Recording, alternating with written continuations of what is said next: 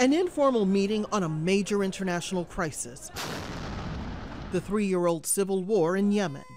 Saudi officials wanted to trumpet their efforts to restore and reopen 3 of Yemen's main seaports. But as they did before the Security Council on Friday, UN officials were expected to once again outline their disgust with the conduct of the war. Millions left homeless, starving, and sick, with both rebel Houthi fighters and the government accused of blocking or stealing aid deliveries into the country. The Yemeni ambassador called the charges against his government and its Saudi military partners outrageous. The UN and OCHA is still hesitant to work in different areas of Yemen. They're still working in one area, and they ignored using all the secured passages for humanitarian delivery.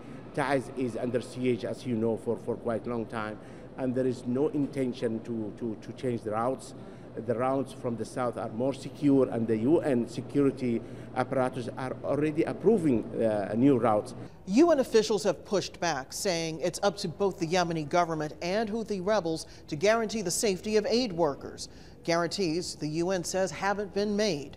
In addition, 2 new reports indicate that both sides have been violating international law in Yemen.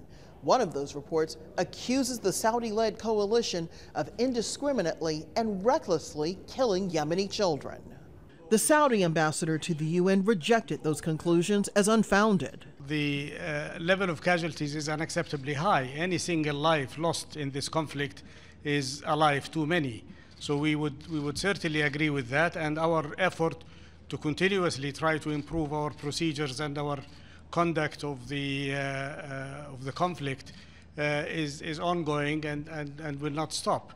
That also does not contradict the need and the fact that we are engaged in efforts to try to foster a political solution. Even with the renewed focus on the Yemeni civil war at the Security Council, there's no initiative to force both sides back to peace talks. That just means more hunger, illness, and deprivation for 27 million people for the foreseeable future. Rosiland, Al Jazeera at the United Nations.